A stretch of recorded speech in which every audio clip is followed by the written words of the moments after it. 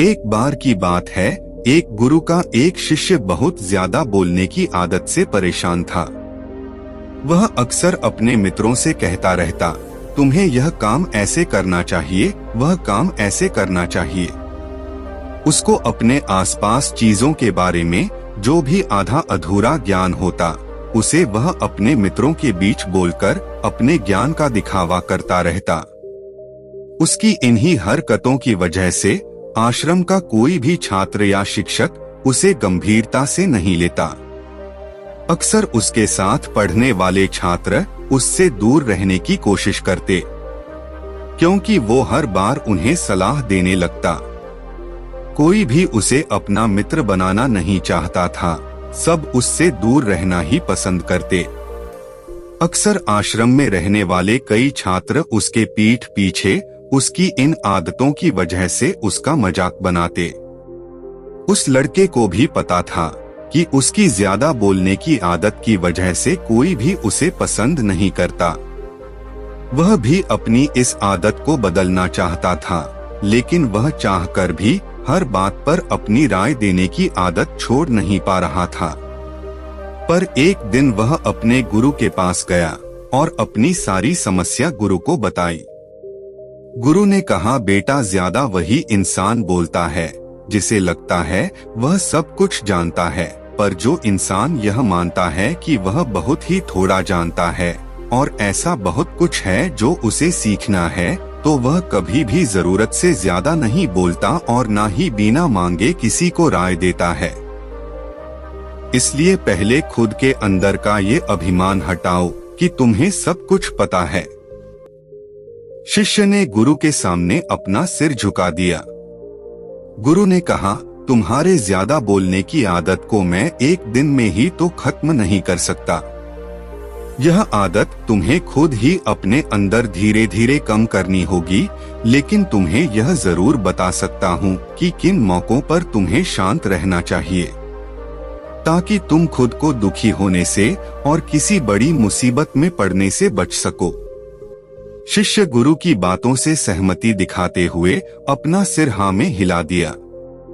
गुरु ने कहा, बेटे, इन 5 मौकों पर हर इंसान को अपना मुंह बंद रखना चाहिए। पहली स्थिति, जब तुम्हें लगे कोई तुम्हारे भावनाओं को तुम्हारे शब्दों से नहीं समझ सकता, उस समय तुम्हें चुप रहना चाहिए। अक्सर हम लोगों को अपनी दुख परेशानियां बताना शुरू कर देते हैं, जबकि हमारे आसपास रहने वाले ज्यादातर लोगों को इससे कोई मतलब नहीं कि हमारे जीवन में क्या गुजर रहा है। हर इंसान को केवल खुद से मतलब होता है। वह केवल खुद के बारे में बात करना चाहते हैं, वह केवल खुद की तारीफ सुनना चाहता है। उन्हें हमारे जीवन की परेशानियों से कोई मतलब नहीं और ना ही वह सुनना चाहते हैं। हो सकता है 1 या 2 बार वह तुम्हारी दुख भरी कहानी सुन भी ले, लेकिन उसके बाद तुमसे दूर भागना शुरू कर देंगे, क्योंकि कोई भी किसी दुखी और असहाय इंसान के साथ रहना पसंद नहीं करता।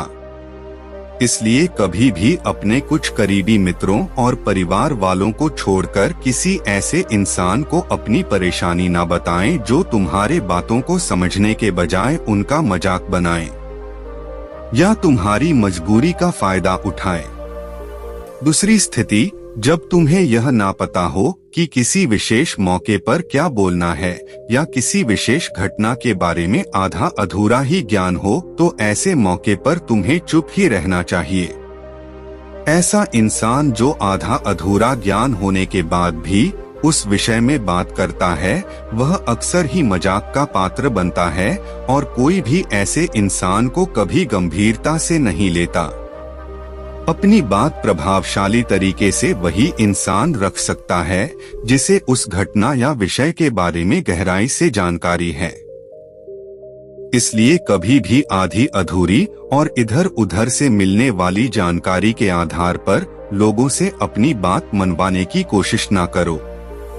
हालांकि दोस्तों, प्रभावशाली बातचीत करना और एक ऐसा इंसान बनना जिससे हर कोई बात करना चाहे, जिससे हर कोई सुनना चाहे, यह भी एक कला है जिसे हर इंसान सीख सकता है, आप भी सीख सकते हैं।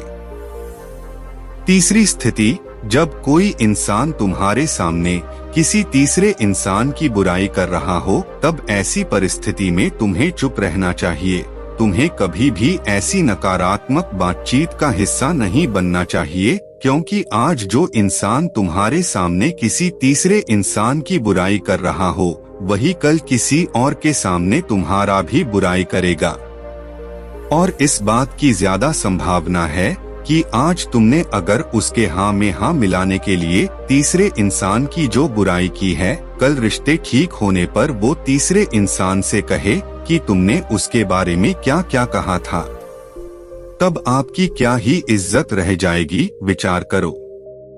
इसलिए जब भी कभी कोई किसी तीसरे इंसान की बुराई करे या उसके गलत समय का मजाक उड़ाए, तो तुम्हें बस उसकी बातें सुन लेनी है।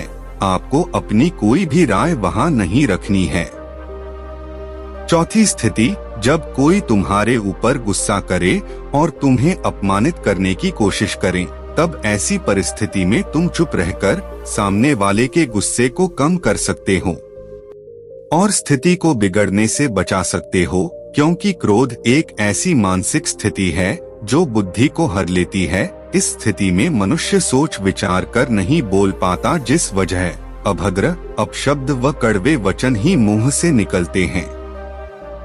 जब तुम सामने वाले के क्रोध का जवाब क्रोध से ना देकर उस समय चुप रह जाते हो, तब यह बात उस क्रोध करने वाले इंसान के दिल में लगती है और गुस्सा कम होने पर उसे अपनी गलती पर पछतावा होता है।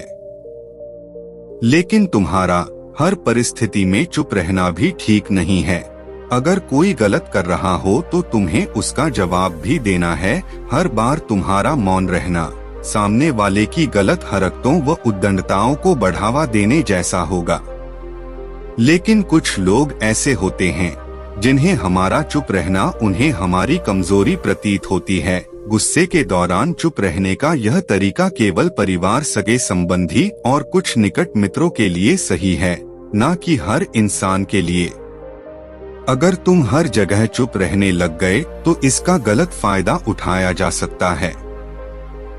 पांचवी स्थिति, जब कोई इंसान अपने जीवन की किसी दुख भरी घटना या परेशानियों से गुजर रहा हो, तो तुम्हें चुप रहकर सिर्फ उसके बातों को सुनना है।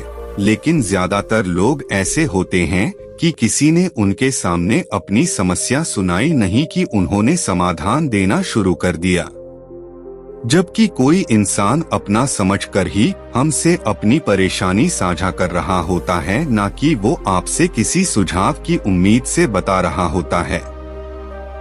वह बस ये चाहता है हम उसकी पूरी बात ध्यान से सुन ले। जब हम किसी की परेशानी को ध्यान से पूरा सुन लेते हैं तो उस इंसान को एक मानसिक व आत्मिक शांति मिलती है। उसे ऐसा लगता है कि चलो किसी ने तो मेरी बात को समझा। परेशानी के समय में किसी इंसान को सांत्वना देने का सबसे अच्छा तरीका है कि हम बस उस इंसान की पूरी बात को ध्यान से सुन ले। जब हम लोगों की बातों को बिना उन्हें बीच में रोके और बिना किसी सलाह दिए पूरे ध्यान से सुनते हैं, तो उनकी नजरों में हमारे लिए सम्मान और स्नेह का भाव पैदा हो जाता है। इसलिए जब कोई अपनी परेशानी आपसे बताए, बस उसकी बातों को ध्यान से सुन लेना और जब तक वह तुमसे सलाह ना मांगे तो उन्हें किसी भी प्रकार की सलाह नहीं देनी है। गुरु ने कहा, मेरी एक बात हमेशा याद रखना, जब तुम कम बोलते हो लोग तुम्हारे तरफ ज्यादा आकर्षित होते हैं कि तुम क्या हो और तुम क्या सोचते हो। शिष्य ने हाँ में सिर हिलाया। शिष्य अब गुरु की बातों को समझ चुका था कि किन किन परिस्थितियों में शांत रहना है।